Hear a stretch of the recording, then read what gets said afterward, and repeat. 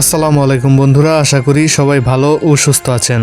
আজকের ভিডিওতে ইরান ও রাশিয়ার মধ্যে সম্পর্কের যে জটিল সমীকরণ তৈরি হয়েছে তা বিশ্লেষণ করার চেষ্টা করব এবং সেই সাথে সম্প্রতি আলাস্কায় ট্রাম্প ও পুতিন বৈঠকের মাধ্যমে রাশিয়া ও আমেরিকার অবস্থান এবং ইরান ও ইসরায়েল ইস্যুতে আমেরিকা ও রাশিয়ার পদক্ষেপ নিয়ে আলোচনা করব। বন্ধুরা, আমি অনুরোধ করব ভিডিওটি টেনে টেনে না দেখে আমার কথাগুলো শেষ পর্যন্ত খুব মনোযোগ দিয়ে শুনবেন, তা না হলে কিন্তু মূল যে বিষয় সেটা ভালোভাবে বুঝতে পারবেন না। বন্ধুরা, স্ক্রিনে এখন আপনারা যে জিনিসটি দেখতে পাচ্ছেন এটি হচ্ছে একটি অত্যাধুনিক রাশিয়ান ইলেকট্রনিক ওয়্যারফেয়ার সিস্টেম যার নাম ক্রাশুকা-4। এটি একটি মোবাইল ও স্থলভিত্তিক ইলেকট্রনিক ওয়্যারফেয়ার সিস্টেম যেটি তৈরি করেছে রাশিয়ার কনসার্ন রেডিও ইলেকট্রনিক টেকনোলজিস, যা রোস্টেক কর্পোরেশনের অধীনে একটি প্রতিষ্ঠান। এই প্রযুক্তির মূল কাজ হলো স্যাটেলাইট যোগাযোগ বিচ্ছিন্ন করা, শত্রুপক্ষের রাডার সিস্টেম জ্যাম করা, ফলস টার্গেট তৈরি করা যাতে মিসাইল বা যুদ্ধ বিমান তাদের আসল লক্ষ্য থেকে বিভ্রান্ত হয়। এমনকি যুক্তরাষ্ট্রের টমাহক ক্রুজ মিসাইল বা বিভিন্ন স্যাটেলাইট গাইডেড অস্ত্র এই সিস্টেম দ্বারা অকার্যকর হয়ে যেতে পারে।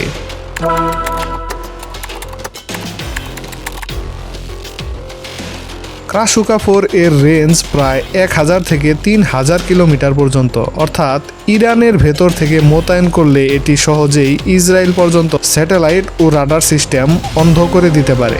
দীর্ঘদিন ধরেই ইরান এই সিস্টেম সংগ্রহের চেষ্টা করছিল। অবশেষে বহু দেরির পর রাশিয়া এটি ইরানের কাছে সরবরাহ করেছে এবং ইরান ইতিমধ্যে এটি মোতায়েন করেছে। যদিও প্রশ্ন থেকে যায় যুদ্ধক্ষেত্রে এটি ঠিক কতটা কার্যকর প্রমাণিত হবে।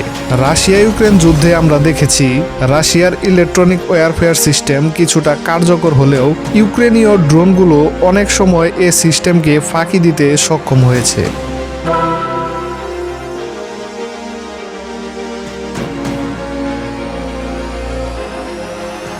ইরান ও রাশিয়ার সহযোগিতার ইতিহাসও কিন্তু অনেক জটিল। ইরানের শাহেদ 136 ড্রোন রাশিয়াকে ইউক্রেনে তুলনামূলক সস্তা আক্রমণের পথ দিয়েছে। আবার রাশিয়া ইরানের কাছ থেকে জুলফিকার ও ফাত্তাহ 110 মিসাইল কিনেছে, কিন্তু একই প্রযুক্তি রাশিয়ার কাছে কারখানা গড়ে দেওয়ার প্রস্তাবে ইরান সাড়া দেয়নি। এর কারণ হলো রাশিয়া পূর্বে শাহেদ ড্রোন কারখানার অর্থ পরিশোধে গড়িমসি করেছে এবং শর্ত ভেঙে অতিরিক্ত উৎপাদন করেছে, যা ইরানকে ক্ষুব্ধ করেছে।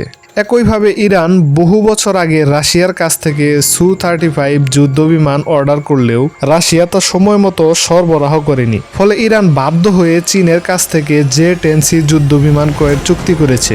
এখন রাশিয়া আবার প্রতিশ্রুতি দিচ্ছে যে তারা বিমান ও অস্ত্র সরবরাহ করবে, কিন্তু ইরান আগের অভিজ্ঞতার কারণে রাশিয়ার এই প্রস্তাবকে গুরুত্ব দিচ্ছে না। ইরান এবং আন্তর্জাতিক সংবাদ মাধ্যম বলছে ইরান এখন অনেক পুরনো প্রতিরক্ষা ক্রয় চুক্তি বাতিল করছে এবং রাশিয়ার সঙ্গে নতুন করে সেগুলো নবায়ন করার কোনো ইচ্ছা নেই। বন্ধুরা, এই পরিস্থিতি ইঙ্গিত করছে যে রাশিয়া যখন সংকটে থাকে তখন মিত্রদের উপর নির্ভর করে, আর সংকট কেটে গেলে প্রতিশ্রুতি ভঙ্গ করে।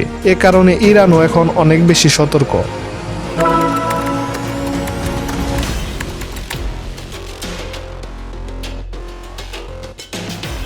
বন্ধুরা, আপনারা হয়তো এতদিনে একটি বিষয় নিশ্চিত বুঝে গিয়েছেন যে ইউক্রেনের যুদ্ধে যুক্তরাষ্ট্র প্রক্সি যুদ্ধের কৌশল নিয়েছে। যুক্তরাষ্ট্র সরাসরি কোনো সেনা পাঠায়নি, বরং যুক্তরাষ্ট্র শুধু অস্ত্র ও অর্থ দিয়েছে আর যুদ্ধ করেছে ইউক্রেন। তবে ইরানের ক্ষেত্রে চিত্রটা একেবারেই ভিন্ন, কারণ ইসরায়েল একা ইরানের বিরুদ্ধে লড়াই করার মতো সামরিক সক্ষমতা কিংবা জনবল কোনোটিই রাখে না। তাই যদি বড় আকারের সংঘর্ষ শুরু হয় তাহলে যুক্তরাষ্ট্রকেই সরাসরি ময়দানে নামতে হবে। পেন্টাগনের পক্ষ থেকেও স্পষ্ট জানানো হয়েছে একই সঙ্গে দুই ফ্রন্টে যুদ্ধ চালানো সম্ভব নয়। এ কারণেই ইরানকে ঘিরে যুক্তরাষ্ট্র আগস্ট মাসের শেষ পর্যন্ত একটি সময়সীমা বেঁধে দিয়েছে। একই সময়ে ট্রাম্প প্রশাসন দ্রুত ইউক্রেন যুদ্ধের সমাধান চাইছে। সামরিক বিশ্লেষকদের মতে রাশিয়ার সঙ্গে যুদ্ধবিরতি চুক্তি হয়ে গেলে ইউক্রেন ফ্রন্ট কিছুটা শান্ত হবে, আর তখনই যুক্তরাষ্ট্র নতুন করে ইরানের দিকে মনোযোগ দিবে। রাশিয়ার সঙ্গেও যুক্তরাষ্ট্রের একটি বোঝাপড়ার সম্ভাবনা তৈরি হয়েছে। পুতিন ইতিমধ্যেই ইঙ্গিত দিয়েছেন যদি তার শর্ত মেনে নেওয়া হয় তাহলে রাশিয়া ইরান ইস্যুতে কোনো সামরিক পদক্ষেপ নেবে না। এতে যুক্তরাষ্ট্র দুই দিক থেকে লাভবান হবে। প্রথমত, ইউরোপের যুদ্ধ শেষ হলে ইউরোপীয় মিত্ররা মধ্যপ্রাচ্যের সংঘাতে ওয়াশিংটনকে পূর্ণ সমর্থন দেবে। দ্বিতীয়ত, ন্যাটো সম্প্রসারণ প্রশ্নে রাশিয়াও ছাড় দিতে প্রস্তুত।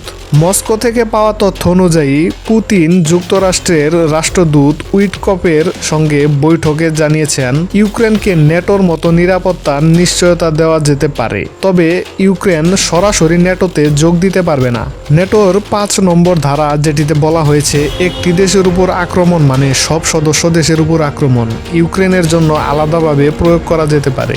অর্থাৎ ইউক্রেনের উপর নতুন কোনো আক্রমণ হলে যুক্তরাষ্ট্র ও ইউরোপ সরাসরি সামরিক পদক্ষেপ নিতে পারবে। অন্যদিকে বিবিসির হাতে আসা একটি তথ্যে রাশিয়ার শর্তাবলীর পূর্ণাঙ্গ খসড়া ফাঁস হয়েছে। তাতে উল্লেখ আছে ক্রাইমিয়ার 26,000 বর্গ কিলোমিটার অঞ্চলকে রাশিয়ার স্থায়ী ভূখণ্ড হিসেবে স্বীকৃতি দিতে হবে। দোনেস্ক ও লুহানস্ক মিলিয়ে সম্পূর্ণ দোনবাস অঞ্চল রাশিয়ার নামে ঘোষণা করতে হবে। জাপোরিঝিয়া ও খেরসন অঞ্চল যুদ্ধবিরতির পর ফ্রিজ জোন হিসেবে থাকবে, যেখানে উভয় বাহিনী নিজেদের বর্তমান অবস্থান ধরে রাখবে। আরেকটি শর্ত হচ্ছে খারকিভ ও সুমি সীমান্তে কিছু অংশ ইউক্রেনকে ফিরিয়ে দিতে রাশিয়া রাজি আছে। সব মিলিয়ে প্রায় 1 লক্ষ বর্গ কিলোমিটার এলাকা রাশিয়া নিজেদের ভূখণ্ড হিসেবে দাবি করছে। এই দাবি কার্যকর হলে বাংলাদেশের মোট স্থলভাগের প্রায় 2/3 আকারের ভূমি ইউক্রেন হারাবে। এর বিনিময়ে রাশিয়া প্রতিশ্রুতি দিয়েছে পশ্চিমা স্বার্থের যুদ্ধে তারা আর জড়াবে না এবং ইরানে আক্রমণ হলেও সরাসরি প্রতিক্রিয়া জানাবে না।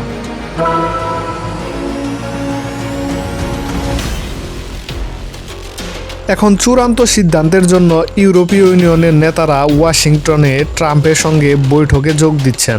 যদি সব পক্ষ একমত হয় তাহলে ট্রাম্প, পুতিন, জেলেনস্কির মধ্যে ত্রিপক্ষীয় বৈঠকে শীঘ্রই একটি চূড়ান্ত চুক্তি হতে পারে।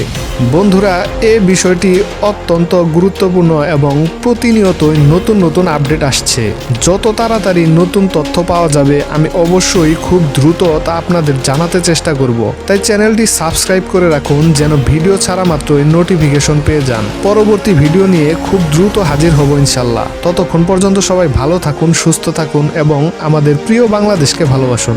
আল্লাহ হাফেজ।